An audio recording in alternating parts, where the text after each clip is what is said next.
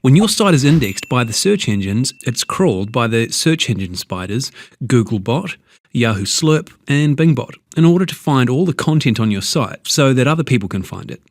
But what if you've got sections of your website that you don't want indexed?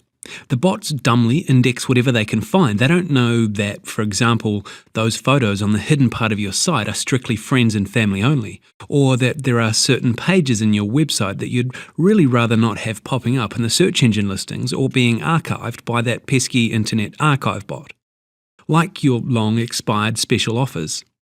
In this lesson, we look at Robots.txt, or Robots.txt, telling the search engines what they can and cannot index. What is the robots.txt file? Robots.txt is a small text document that lives in the root of your website and tells the robots visiting your website which pages they can and cannot access. When one of these robots visits your site, the first thing they do is go looking for the robots.txt file. They listen to your requests and won't visit pages that you've disallowed. So how do you make a robots file? Well, decide which areas of your website you want the spiders to index and which ones you don't want them crawling through. And decide if there are any bots that you would rather not have crawl through your site at all. Open up your plain text editor of choice, create a new blank text file and save it as robots.txt. Then write this information into the file. To block all spiders from your entire website, write this. To let all spiders see all content on your website, see this. To block certain directories, you can follow this. And to block a certain spider, to allow a certain spider while blocking others. Here's some tips. You must use a new line for each instruction. Blank lines are used to show separate groups of instructions, as in the last example. The asterisk in the user agent line has a special meaning in robots.txt and can't be used as a wildcard. If you wanted to disallow all GIF images on your website, you couldn't just go disallow asterisk GIF. That won't work.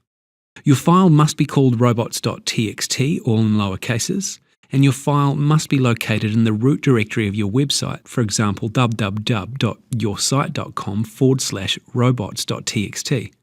That's where the spiders look when they visit your site, and they won't find it if you put it anywhere else.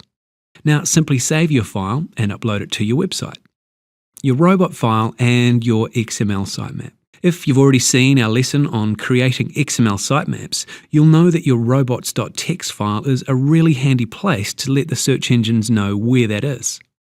All you have to do is leave a blank line after the last command in your robots file and then paste this little line here.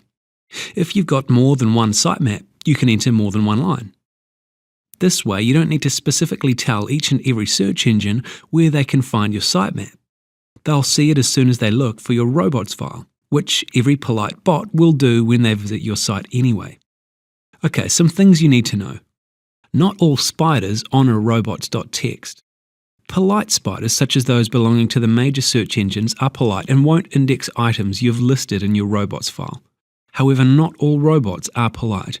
For example, from smaller search engines or general data scraping bots, they'll also collect any and all content anyway. Your robots.txt file is actually publicly accessible. Don't try to use the robots file to hide content on your site.